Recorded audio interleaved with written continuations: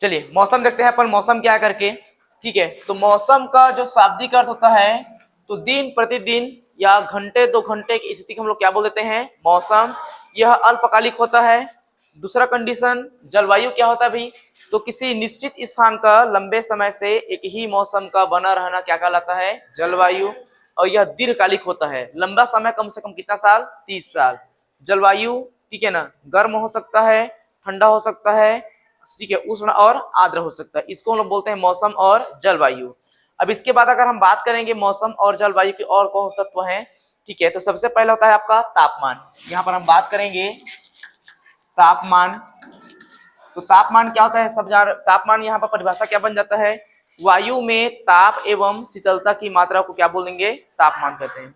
समझा गया, वायु में ताप एवं शीतलता की मात्रा को क्या बोलते हैं, तापमान। ठीक है, उसके बाद में होता है आपका आतपन। क्या होता है आपका आतपन। ठीक है, आतपन क्या होता है, तो सूर्य से आने वाली ऊर्जा को, सूर्य से आने वाली ऊर्जा को पृथ्वी अपने अंदर रोक लेता है, उसे वापस जाने नहीं देता। इस क्रिया को हम लोग क्या बोलते हैं, आतपन कहते हैं। इस क्रिया क्या बोलेंगे अपन लोग।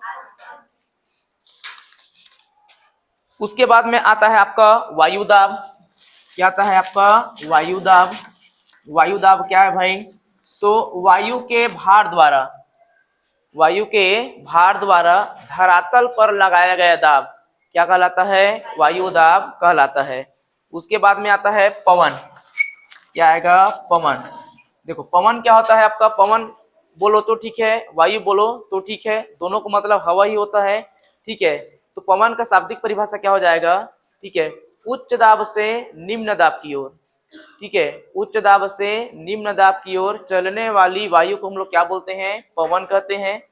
ठीक, उसके बाद में हम बात करेंगे यहाँ पर पवन जो होता है बेटा 3 प्रकार का होता है। कितने प्रकार का होता है, 3 प्रकार का। ठीक है, पवन कितने प्रकार का, 3 प्रकार का पवन होता है। तो सबसे पहले हम बात करेंगे स्थायी पवन। क्या है आपका, स्थायी पवन। ये वह पवन होती है जो साल भर एक ही दिशा में चलता रहता है। इस प्रकार के पवन को हम लोग क्या बोलते हैं, स्थायी पवन कहते हैं। ठीक है, यह हमेशा एक निश्चित दिशा में चलने वाली क्या होती है, हवा होती है, पवन होती है। इसको हम लोग ना, ठीक है, इसको हम लोग और किसके नाम जानते हैं, पूर्वी पवन के नाम जानते हैं। इस पवन के नाम से पूर्वी पवन, या इसी को हम लोग और क्या बोल देते हैं, क्या बोलते हैं, व्यापारिक पवन भी बोलते हैं इसको, व्यापारिक पवन। पूर्वी पवन क्यों बोलते हैं, पूर्वी पवन बोलने का मतलब क्या है, देखिए ये हमारा पृथ्वी है। ठीक है, तो इसका दिशा क्या होता है बेटा, साल भर क्या होता है आपका, निश्चित होता है।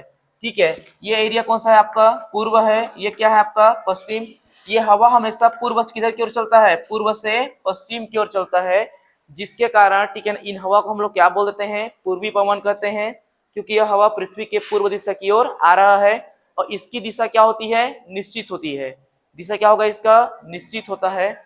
उसके बाद इसी पवन को व्यापारिक पवन ही बोलते हैं। तो मध्यकाल में या प्राचीन काल में जो विदेश के जो व्यापारी थे, है ना, यूरोपीय व्यापारी थे या अन्य महाद्वीप व्यापारी थे, इसी पवन के सहारे ठीक है ना ये लोग क्या करते थे, व्यापार करने भारत में आया करते थे, जिसलिए इसका नाम क्या पड़ा है आपका, व्यापारिक पवन पड़ा है।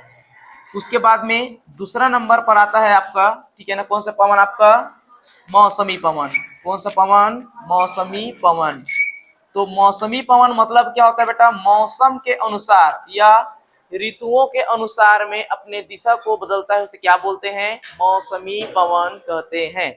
वे पवन जो मौसम के अनुसार या फिर ऋतुओं के अनुसार में अपने दिशा को क्या कर देता है, बदल देता है।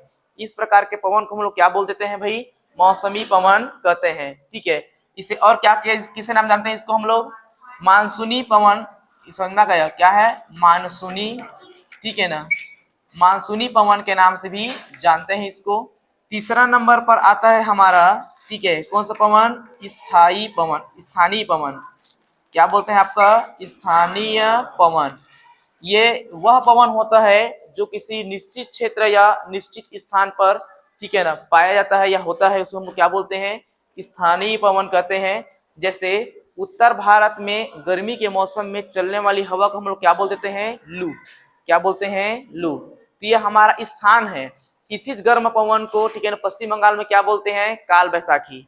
क्या बोलते हैं इसको, काल बैसाखी। और इसी गर्म पवन को, ठीक है ना, दक्षिण भारत के लोग क्या बोलते हैं, आम्रवृष्टि। बोलते कि नहीं बोलते हैं, दक्षिण भारत के लोग इसे क्या बोलते हैं, आम्रवृष्टि। तो किसी निश्चित क्षेत्र पर पाए जाने वाले पवन को हम लोग क्या बोलते हैं, स्थानीय पवन बोलते हैं। ये अलग अलग स्थान में इस पवन का अलग अलग नाम होता है, समझ में आ गया। अलग अलग स्थानों पर इन पवन का नाम क्या होता है बेटा, अलग अलग होता है। उसको हम लोग क्या बोलते हैं, स्थानीय पवन कहते हैं। क्या बोलते हैं, स्थानीय पवन बोलेंगे।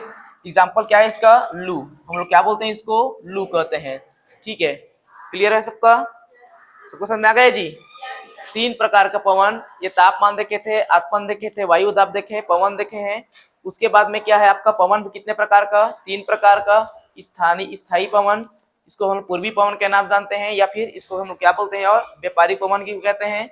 दूसरा नंबर पर आता है मौसमी पवन। वे पवन, ठीक है ना, जो मौसम के अनुसार में या फिर ऋतुओं के अनुसार में अपनी दिशा को क्या कर देता है, बदल देता है।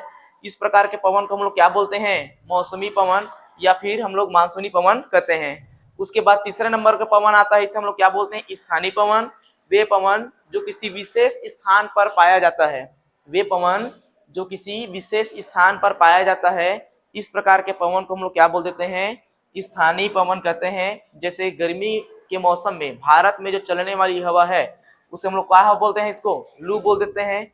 सेम टू सेम इसी गर्म हवा को, ठीक है, पश्चिम बंगाल के लोग काल बैसाखी और दक्षिण भारत के लोग आम्रवृष्टि के नाम से पुकारते हैं या फिर जानते हैं। क्लियर है।